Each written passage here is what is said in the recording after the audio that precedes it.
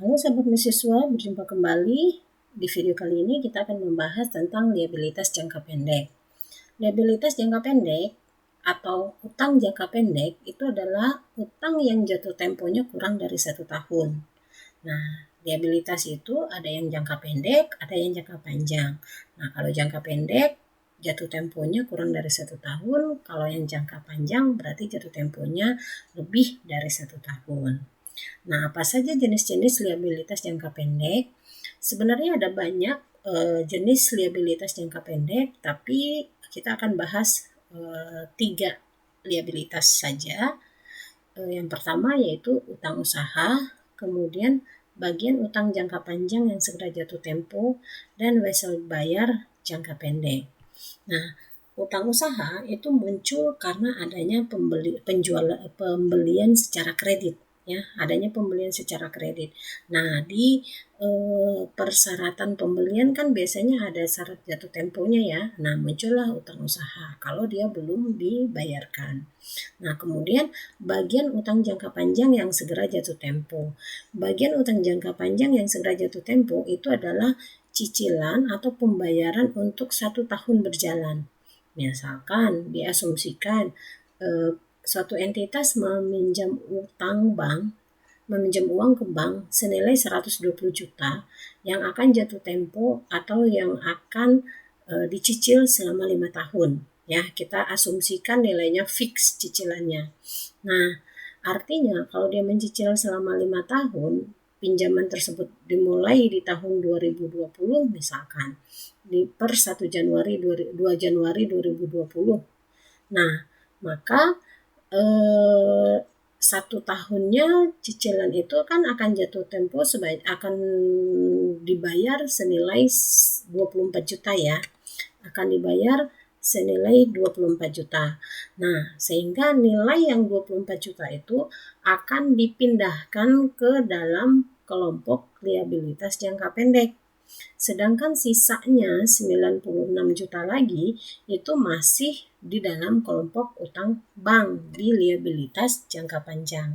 Jadi pembayaran untuk 12 bulan ke depannya selama tahun 2020 itu akan dipindahkan ke bagian utang jangka panjang yang segera jatuh tempo di liabilitas jangka pendek. Jadi cicilan 1 tahun berjalan ya sampai dia tutup buku 31 Desember 2020. Nah, kemudian yang selanjutnya yang ketiga adalah wesel bayar jangka pendek. Sebenarnya contoh lain dari sebelum kita bahas wesel bayar jangka pendek ini, contoh lain dari jenis utang jangka panjang itu jangka pendek itu misalkan ada utang pajak ya, kemudian ada utang gaji, dan sebenarnya ada beberapa utang lain ya, utang-utang lainnya yang termasuk ke dalam kelompok liabilitas jangka pendek ini. Nah, sekarang kita bahas tentang wesel bayar jangka pendek. Nah, wesel bayar jangka pendek ini dapat diterbitkan untuk membeli barang dagangan atau aset lainnya. Jadi ada beberapa hal yang menyebabkan penerbitan wesel bayar jangka pendek ya. Nah, bisa untuk membeli barang dagangan, bisa untuk membeli aset, bisa juga digunakan untuk melunasi utang usaha. Ya, kalau utang usaha kan dia jatuh tempo nih. Kemudian seandainya si perusahaan tersebut dia masih belum bisa membayarkan, nah kalau dia hanya dalam bentuk utang usaha kan si pihak krediturnya kan akan rugi karena dia tidak mendapatkan apa-apa, sehingga dia mau diberikan wesel bayar sehingga ketika nanti pada saat jatuh tempo dia mendapatkan tambahan pendapatan berupa bunga ya. Nah, kita asumsikan di sini wesel bayar ini digunakan untuk melunasi utang usahanya. Kita contohkan di sini PT ABC menerbitkan wesel bayar 90 hari dengan bunga 10% senilai 1.500.000 tertanggal 1 Agustus 2020 untuk melunasi utang usaha PT XYZ senilai 1.500.000 ya. Nah, maka jurnal pada saat penerbitan wesel tersebut pada tanggal 1 Agustus dia akan mencatat utang usaha. Karena ingat tadi, wesel bayar ini diterbitkan untuk melunasi utang usahanya. Artinya utang usahanya nanti akan berkurang. Utang usaha itu kan saldo normalnya ada di kredit. Ketika dia berkurang, maka dia akan ada di debit. Ya, muncul wesel bayar. Wesel bayar karena dia masuk ke dalam liabilitas, berarti saldo normalnya kita bertambah adalah adanya di kelompok debit. Maka jurnalnya itu adalah utang usaha pada wesel bayar senilai 1.500.000. Nah, kemudian pada saat jatuh tempo tanggal 30 Oktober, maka si PT ABC akan membayar wesel bayar senilai 1.500.000, kemudian beban bunga sebesar 37.500 dan kas yang dia keluarkan adalah 1.537.500.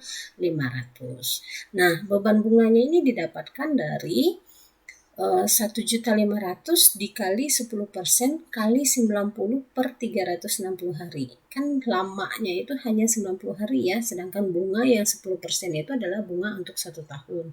Sehingga untuk perhitungan bunganya itu kita cari berapa bunga untuk 90 hari tersebut. Ya, dapatlah nilainya 37.500.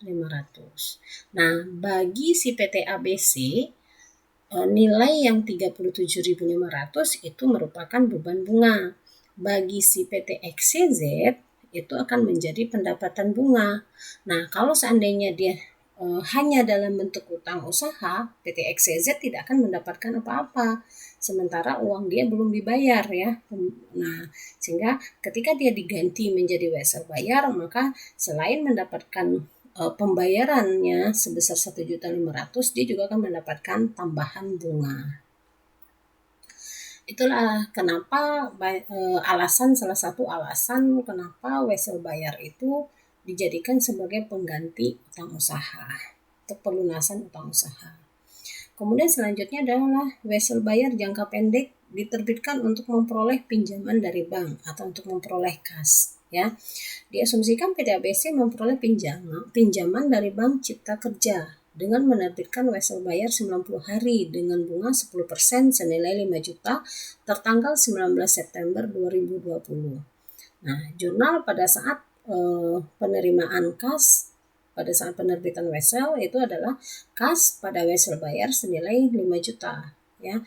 Jadi dia terima uang 5 juta, kemudian di kreditnya wesel bayar 5 juta, kemudian pada saat jatuh temponya dia akan menjurnal lagi wesel bayar sebesar 5 juta, beban bunga sebesar 125 juta dan kas sebesar 5.125.000. Jadi dia membayarkan ada tambahan beban bunga bagi PT ABC. Mohon maaf. Selanjutnya pendiskontoan wesel bayar. Pendiskontoan wesel bayar ini karakteristiknya yang wesel bayar yang bisa didiskontokan yaitu yang pertama, tingkat bunga wesel bayar diskonto disebut dengan nama tingkat diskonto atau diskon rate. Bunga dari wesel bayar yang didiskontokan disebut diskon atau diskonto. Dihitung dengan cara mengalihkan tingkat diskon dengan nilai yang tercantum pada wesel bayar. Yang ketiga, peminjam atau debiturnya menerima nilai yang tercantum dikurangi diskonto. Jadi kalau wesel bayar tersebut didiskontokan, maka uang yang diterima itu adalah nilai dari wesel bayar tersebut dikurangi dengan nilai diskontonya. Ya. Kemudian peminjam harus membayar kembali nilai wesel bayar yang tercantum dalam wesel bayar pada saat tanggal jatuh tempo. Nah, kita contohkan, pada tanggal 10 Agustus PT ABC menerbitkan wesel bayar diskonto 90 hari sebesar 50 juta untuk Bank Cipta Kerja. Tingkat diskontonya yaitu 12%. Ayat jurnal untuk mencatat transaksi tersebut adalah, nah karena dia didiskontokan, ya didiskon ya, maka dia bayar bunganya itu di awal ya, bayar beban bunganya. Jadi uang yang dia terima itu bukan 50 juta, tapi dikurangi dengan tingkat diskon ya. Jadi jurnalnya itu adalah kas sebesar 48.500.000, kemudian beban bunga 1.500.000, wesel bayar 50 juta. Nah, nilai 1.500.000 itu didapat dari 50 juta kali 12% kali 90 per 360. Jadi yang dia terima itu adalah nilai wesel bayar dikurangi dengan nilai tingkat diskontonya dikalikan dengan nilai nominal dari wesel bayar tersebut ya. Tuh. Nah, kemudian pada saat dia membayar pada saat dia membayar jurnal wesel bayar tersebut itu adalah wesel bayar pada kas sebesar 50 juta. Jadi dia pada saat dia menerima uang, dia menerimanya kurang dari 50 juta, tapi pada saat dia melunasi, maka dia akan membayar sesuai nilai dari wesel bayar tersebut, yaitu 50 juta. Oke, selanjutnya liabilitas lain yang akan kita bahas adalah liabilitas estimasi atau provisi. Nah, liabilitas diestimasi atau provisi ini adalah liabilitas yang waktu dan jumlahnya belum pasti. Contoh dari liabilitas estimasi ini adalah garansi, ya. Nah, liabilitas estimasi diakui jika 1. Entitas memiliki kewajiban kini, baik yang bersifat hukum atau konstruktif sebagai akibat peristiwa masa lalu. Jadi dia punya kewajiban karena akibat dari peristiwa masa lalu, ya, seperti kewajiban untuk memperbaiki barang karena masih dalam masa garansi karena ada kejadian atau ada transaksi penjualan di masa lalu. Kemungkinan besar penyelesaian kewajiban tersebut mengakibatkan arus keluar sumber daya. Karena ada yang kalau ada klaim terhadap garansi kan ada mungkin spare part yang harus diperbaiki atau dilakukan servis sehingga ada dana yang keluar, ada pengeluaran untuk penyelesaian garansi servis tersebut, ya. Kemudian estimasi yang andal mengenai jumlah kewajiban tersebut dapat dibuat. Jadi diestimasikan kira-kira berapa nih nilai beban garansi tersebut. Kemudian liabilitas diestimasi diakui, dicatat dan diungkapkan sebagai liabilitas. Kita langsung ke contohnya. Diasumsikan selama bulan Februari, perusahaan menjual produk senilai 500 juta dengan garansi selama 2 tahun. Biaya perbaikan rata-rata adalah 5% dari harga jual masa garansi. Nah, nilai 5% ini adalah yang diestimasikan, ya. Nah, biasanya diestimasikan berdasarkan histori dari tahun-tahun sebelumnya. Jadi rata-rata tahun-tahun sebelumnya itu berapa sih yang dari total penjualan itu berapa sih yang rata-rata mengajukan klaim garansi seperti itu, ya. Jadi dia mengestimasikan kira-kira nilainya itu berapa. Nah, air jurnal untuk mencatat estimasi biaya garansi produk tersebut adalah pada tanggal 28 Februari dia akan mencatat beban garansi sebesar 25 juta, kemudian provisi garansi produk sebesar 25 juta. 25 juta itu didapat dari 5% kali 500 juta. Ya. Nah, ini adalah untuk mencatat bebannya. Jadi ketika di penjualan di akhir Februari dia akan membuat jurnal penyesuaian untuk mengakui nilai beban garansinya. Ya, kemudian dikreditkan pada liabilitasnya yaitu provisi garansi produk senilai 25 juta. Nah, kemudian jika terjadi klaim dan ada penggantian komponen, maka dia akan menjurnal balik provisi garansi produk di debit senilai 500.000, kemudian pada perlengkapan sebesar 500.000. Jadi utang garansinya itu berkurang, ya, sebesar 500.000, kewajibannya itu liabilitas garansinya itu berkurang sebesar 500.000 sehingga dia di debit. Kemudian untuk di sisi kreditnya adalah perlengkapan sebesar 500.000. Nah, untuk sisi kredit ini tergantung, ya.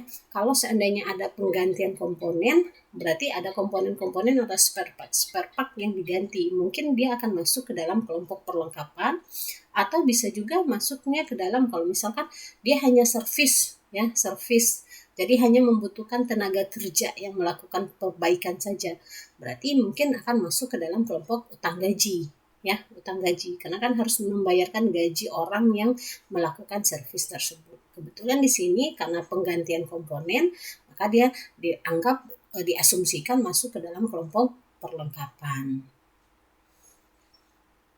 Kemudian selanjutnya, liabilitas lain yaitu adalah liabilitas kontingensi. Nah, berdasarkan PSAK 57, liabilitas kontingensi itu adalah kewajiban potensial yang timbul dari peristiwa masa lalu dan keberadaannya menjadi pasti dengan terjadi atau tidaknya suatu peristiwa atau lebih pada masa yang datang yang tidak sepenuhnya berada dalam kendali entitas. Nah, kedua, kewajiban kini yang timbul sebagai akibat peristiwa masa lalu itu tetapi tidak diakui karena 1. Tidak terdapat kemungkinan entitas mengeluarkan sumber daya yang mengandung manfaat ekonomis. untuk menyelesaikan kewajiban. Kemudian kewajiban tersebut tidak dapat diukur secara andal. Artinya tidak terukur ya, tidak bisa diukur. Nah, contohnya di sini adalah misalkan ada suatu perusahaan tambang, perusahaan semen ya, yang memproduksi semen misalkan. Nah, kemudian ada tuntutan dari warga sekitar karena pabrik semen tersebut berada di radius 5 km dari penduduk, sehingga penduduk yang ada di radius 5 km dari pabrik tersebut mengalami sesak nafas karena debu-debu yang dihasilkan dari proses pembuatan semen tersebut. Nah, masyarakat di sekitar pabrik tersebut yang radius 5 km tersebut mengajukan ganti rugi misalkan senilai 1 miliar dan masih dalam proses pengadilan ya, dan masih dalam proses pengadilan. Nah, kalau kasusnya seperti tersebut, maka itu boleh diakui sebagai liabilitas kontingensi ya. Nah, karena kan dia di dalam, maksudnya di sini itu kan akan terjadi, menjadi pasti ya, menjadi pasti dengan terjadi atau tidak terjadinya suatu peristiwa ya, dan tidak sepenuhnya berada dalam kendali entitas. Nah, itu kan penduduk sekitar itu kalau misalkan dia kena abu itu kan juga sebenarnya kan perusahaan tersebut dia mungkin sudah ada safety-nya ya, tapi kan yang namanya abunya itu kan bisa saja kan debu-debunya itu bertebaran di luar kendalinya si perusahaan tuh. Nah, itu boleh diakui sebagai kewajiban kontingensi. Tapi bagaimana kalau seandainya yang radius 50 km dari pabrik juga mengajukan tuntutan ganti rugi? Nah, kalau kasusnya seperti itu berarti kewajiban tersebut tidak bisa diukur secara andal karena kan 50 km itu kan cukup jauh ya. Debunya itu mungkin sudah tidak akan sampai dengan radius sampai 50 km tersebut dibandingkan yang radius 5 km seperti itu. Oke, selesai materi kita untuk liabilitas kontingensi. Mohon maaf ada ketinggalan. Kalau kewajibannya tersebut seperti kasus yang semen tadi, kalau seandainya kasusnya itu yang di radius 5 km tadi, itu boleh dilaporkan di dalam catatan atas laporan keuangan. Ya, boleh dicatat sebagai kewajiban kontingensi yang akan mungkin muncul ya dalam catatan atas laporan keuangan. Oke, terima kasih. Sekian video kali ini. Selamat belajar. Sampai bertemu di video selanjutnya.